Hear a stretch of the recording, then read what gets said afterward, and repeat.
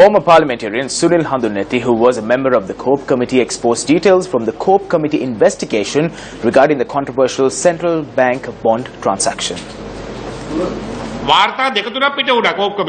COPE committee released 2 to 3 reports. The first report was compiled, but it wasn't made public. The report was set aside and another was compiled. This report was also set aside and another was compiled. So all 3 reports came from 3 different directions. Even though the 3 reports came from different directions, nothing against Arjuna Mahendran could be proven. So this is the truth. Nothing has been proven.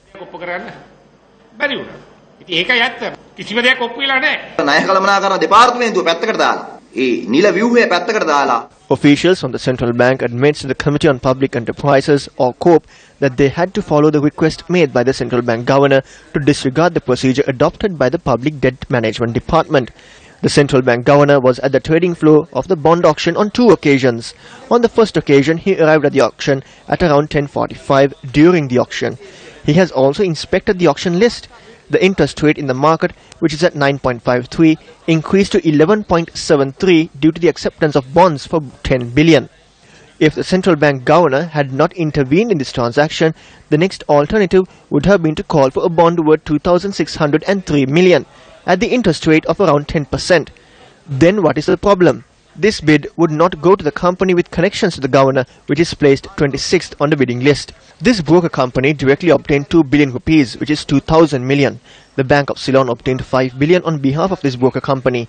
So after the central bank governor arrives here at 10:45, at 10:48, the main broker of the central bank gets a phone call requesting them to reserve 13 billion as security. However, what we want to know is, how can the central bank trust a company like Perpetual Treasuries, who called Bank of Ceylon at 10:48 asking for the auction to be stopped at 11 and reserve such a large sum of money? All this was done not using their personal money, but with the money of the Bank of Ceylon. What does the UNP administration have to say about this? Do they even deny that such a transaction had taken place? Meanwhile, speaking at a media briefing, former parliamentarian Bandula Gunawardena expressed the following views. I would like to start with a little breaking news story. Financial market sources say that the former governor of the Central Bank of Sri Lanka, who is held responsible for the financial fraud that took place in the central bank in broad daylight, has fled the country.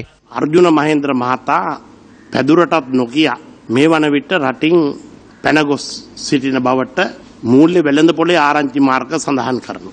තානම් කරපු ගුවන්ගම බලපත්‍රයක් ලබාගෙන For the first time in history, a governor has fled the country using his impounded passport without the knowledge of the financial board and handing over duties to a deputy governor. The financial board, where transactions in millions, billions and trillions takes place, should protect the trust placed by the public. However, today head of this board is not here. So how can the country function? විශ්වාසය ආරක්ෂා කළ යුතු වෙනවා. එතකොට ඒ ආයතනයේ ප්‍රධානියෙක් නැහැ. අද එතකොට කොහොමද රට දුවන්නේ?